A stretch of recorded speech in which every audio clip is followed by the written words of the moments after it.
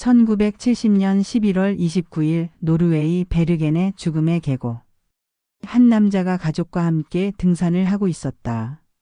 차갑고 깨끗한 공기, 고요한 수. 바로 그때였다.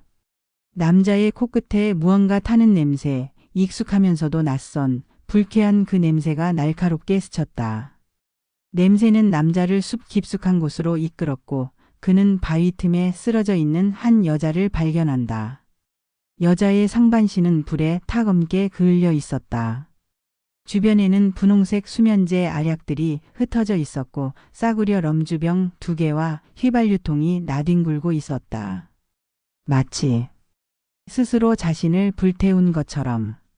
하지만 무언가 이상했다.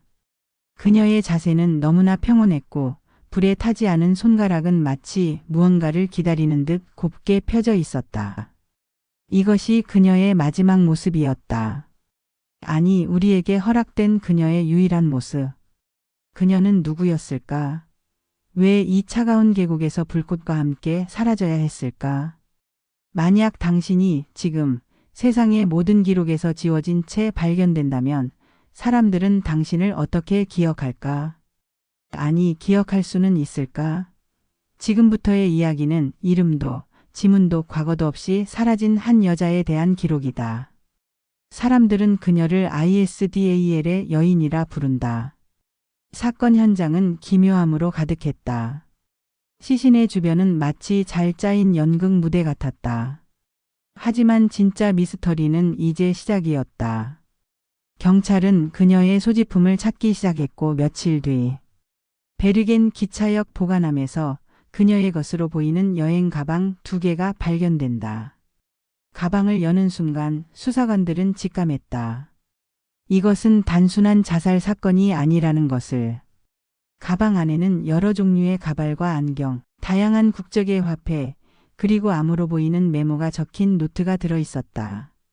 가장 소름 끼치는 사실은 그녀가 입고 있던 옷과 소지품, 심지어 칫솔과 빗까지 상표나 브랜드를 식별할 수 있는 모든 흔적이 칼로 도려내지거나 지워져 있었다는 것이다.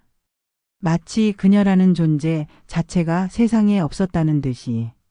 신원을 확인할 마지막 희망이었던 그녀의 지문은 사포로 갈아낸 듯 모두 지워져 있었다. 경찰은 절망했다. 도대체 누구기에 이토록 필사적으로 자신의 흔적을 지워야만 했을까? 그런데 그때 가방 안쪽. 숨겨진 공간에서 약국 봉투 하나가 발견된다. 베르겐 시내의 한 약국.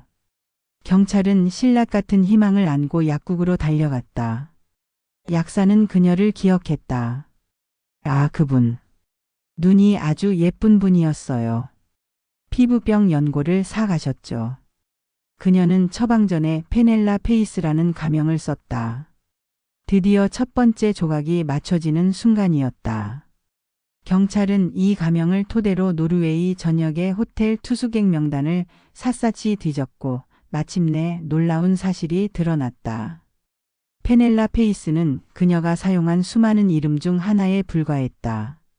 제네비브 랑시에, 클라우디아 닐센, 알렉시아 제르너. 그녀는 마치 유령처럼 유럽 전역을 오가며 9개가 넘는 가짜 신분으로 살아가고 있었다. 벨기에 출신의 골동품상, 영국인 여행객, 프랑스 디자이너. 그녀는 만나는 사람마다 다른 사람이었고 머무는 곳마다 다른 인생을 살았다. 그녀는 누구에게서 도망치고 있었던 걸까? 아니면 무언가를 쫓고 있었던 걸까? ISDAL 여인의 이야기는 언론을 통해 3시간에 퍼져나갔다. 사람들은 그녀의 정체를 두고 온갖 추측을 쏟아냈다. 그녀는 스파이다. 망명하려던 동독의 과학자다. 국제범죄 조직의 일원이었다. 당시 세상은 보이지 않는 전쟁, 즉 냉전의 한가운데 있었다. 동과 서 이념의 철벽이 세상을 둘로 나누던 시절. 노르웨이는 NATO의 최전선이었고 베르겐은 전략적 요충지였다. ISDAL 여인의 행적이 노르웨이의 군사시설. 주변을 맴돌았다는 사실이 밝혀지면서 스파이 가설은 걷잡을 수 없이 커져만 갔다. 실제로 그녀가 묵었던 호텔 직원들은 그녀가 독일어, 프랑스어, 플라망어, 영어를 유창하게 구사했으며 종종 호텔 로비에서 군복을 입은 남성들과 대화하는 모습을 목격했다고 증언했다. 그녀의 가방에서 발견된 암호 메모는 결국 해독되지 않았지만 일부 전문가들은 그것이 특정 장소와 날짜를 가리키는 군사 암호일 가능성을 제기했다. 이 사건이 오늘날 우리에게 던지는 메시지는 무엇일까? ISDAL 여인의 죽음은 단순히 한 개인의 비극이 아니다. 이것은 거대한 이념의 대립 속에서 이름 없이 사라져간 수많은 개인들의 이야기이기도 하다. 국가는 이념을 위해 싸우지만 그 속에서 희생되는 것은 언제나 이름 없는 개인들이다. 그녀가 스파이였든 아니든 그녀는 거대한 힘에 의해 자신의 존재를 지워야만 했던 시대의 희생자였다. 우리는 종종 역사를 승자와 패자의 기록으로만 기억하지만 그 행간에는 이처럼 이름 없이 사라져간 수많은 ISDAL의 여인들이 숨쉬고 있는 것이다. 수많은 의혹에도 불구하고 노르웨이 경찰은 서둘러 사건을 종결시켰다. 공식적인 사인은 수면제 과다 복용 후 분신 자살. 하지만 이 결론을 믿는 사람은 아무도 없었다. 그녀의 위 속에서 발견된 수면제는 완전히 녹지 않은 상태였다. 즉 약을 먹고 얼마 지나지 않아 사망했다는 뜻. 외딴 계곡까지 걸어와 스스로 몸에 휘발유를 뿌리고 불을 붙일 시간이 과연 있었을까? 사건을 깊이 파고들던 기자들과 일부 수사관들은 보이지 않는 압력을 느끼기 시작했다. 더 이상 이 사건을 파헤치지 말라. 는 암묵적인 경고. ISDAL 여인에 대한 수사 기록은 군사 기밀로 분류되었고 대중의 기억 속에서 서서히 잊혀갔다. 그녀는 그렇게 2번 죽었다. 한 번은 차가운 계곡에서, 또 한 번은 사람들의 기억 속에서. 수십 년의 세월이 흘렀다. 2016년 노르웨이 국영 방송사 NRK의 기자들이 최첨단 과학기술을 이용해 이 미제 사건을 재조명하기 시작했다. 그들은 보관되어 있던 ISDAL 여인의 턱뼈와 치아 조직을 이용해 동위원소 분석을 시도했다. 이 기술은 사람이 어린 시절 마셨던 물과 음식을 분석해 성장 지역을 추적할 수 있는 일종의 화학적 지문이다. 그리고 마침내 얼어붙었던 시간이 다시 흐르기 시작한다. 분석 결과는 충격적이었다. 그녀는 1930년경 독일 리른베르크 근교에서 태어났을 가능성이 매우 높다는 사실이 밝혀졌다. 2차 세계대전의 광기가 유럽을 휩쓸던 바로 그 시기, 그 장소에서. 어쩌면 그녀는 나치의 아이였을 수도 혹은 유대인 학살의 생존자였을 수도 있다.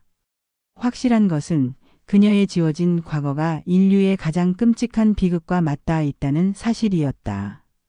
그녀가 평생 자신의 정체를 숨기고 살아야 했던 이유, 그 실마리가 비로소 드러나는 순간이었다. 한 사람의 치아에 한 시대의 역사가 새겨져 있었다.